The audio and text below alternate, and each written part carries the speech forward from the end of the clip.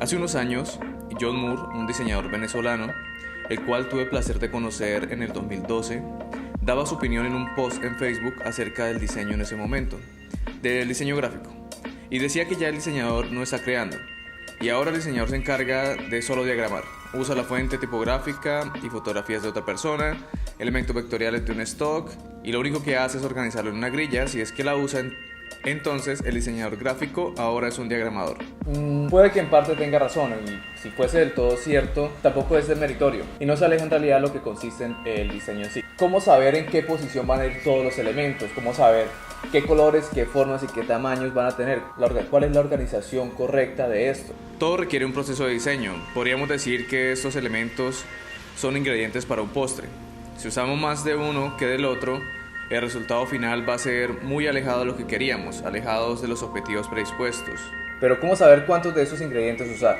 Actualmente existen infinidad de páginas para conseguir elementos gráficos. Tenemos páginas para tipografías como Dafont, o si las deseas comprar en MyFont, páginas de stock de imágenes, ya sean para comprar paquetes o que tengan los derechos libres. Existen también páginas que me permiten bajar elementos vectoriales como FreePic, pero teniendo todos estos elementos, ¿cómo los ubico yo en el lienzo? Dándole lengua a los mangos.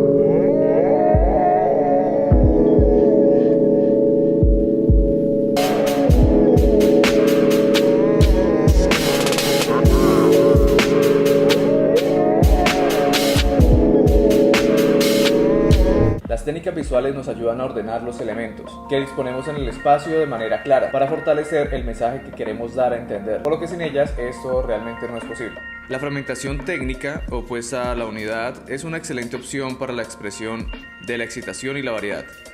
Asimismo, estas variantes implican una gama muy amplia de posibilidades de expresión y comprensión. Es por esto que los diseñadores cuentan con una gran cantidad de opciones para componer, las cuales combinadas se potencian unas con otras en las aplicaciones compositivas. Sin embargo, cuando se emplean estas técnicas tiene que ser clara su utilización. Lo contrario podría confundir el mensaje.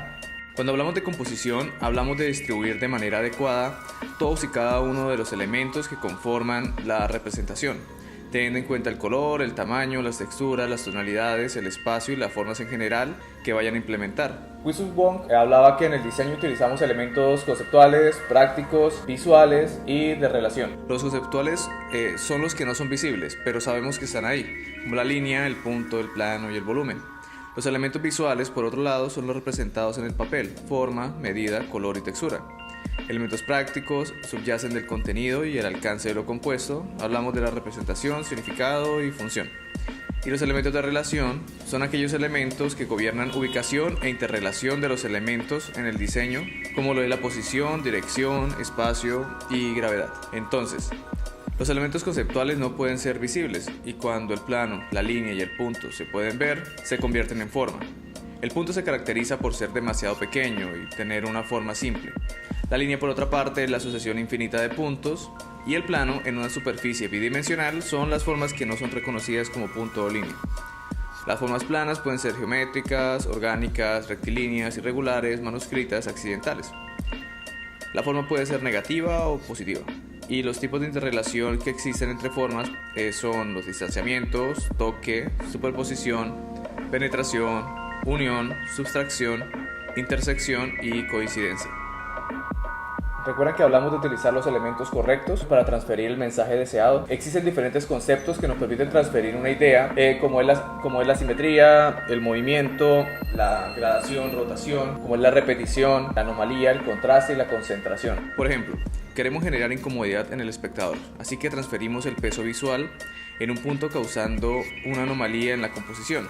Ajá, pero ¿y la composición qué? Personalmente divido en dos tipos de composición, la que es equilibrada y la que está vuelta a Una composición equilibrada no es una composición simétrica. Utilizamos diferentes tipos de elementos, conceptos de composición, los diferentes tipos de relación entre estos elementos para realizar una diagramación equilibrada.